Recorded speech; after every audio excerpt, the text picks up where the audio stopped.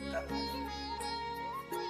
एक साधु व एक डाकू एक ही दिन मरकर यमलोक पहुँचे। धर्मराज उनके कर्मों का लेखा जोखा खोल कर बैठे थे और उसके हिसाब से उनकी गति का हिसाब करने लगे। निर्णय करने से पहले धर्मराज ने दोनों से कहा, मैं अपना निर्णय तो सुनाऊंगा, लेकिन यदि तुम दोनों अपने बारे में कुछ कहना चाहते हो तो मैं अवसर देता हूँ, कह सकते हो। डाकू ने कहा, हिंसक कर्म ही किए थे, उसे इसका पछतावा भी हो रहा था, अतः अत्यंत विनम्र शब्दों में बोला, महाराज, मैंने जीवन भर पाप कर्म किए। जिसने केवल पाप ही किया हो वह क्या आशा रखे, आप जो दंड दें मुझे स्वीकार है।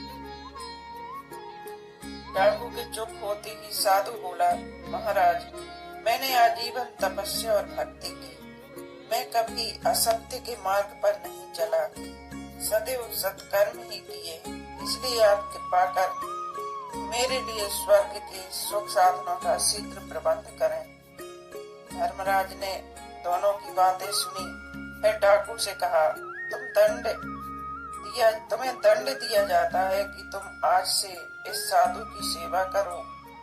डाकू ने सिर झुकाकर आज्ञा स्वीकार कर ली।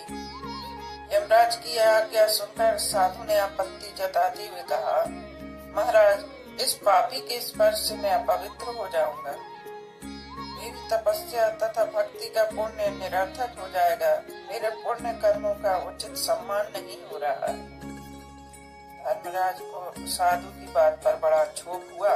वह क्षुब्ध होकर बोला, निरपराध व्यक्तियों को लूटने और हत्या करने वाला डाकू मरकर इतना विनम्र हो गया है कि तुम्हारी सेवा करने को तैयार है।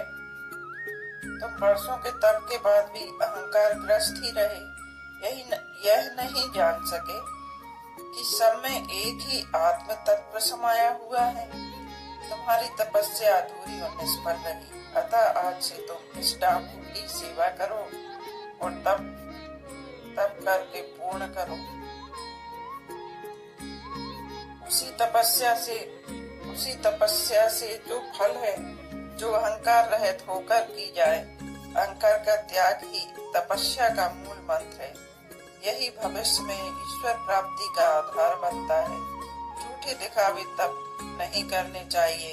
ऐसे लोगों की गति वही होगी जो साधु की हुई है।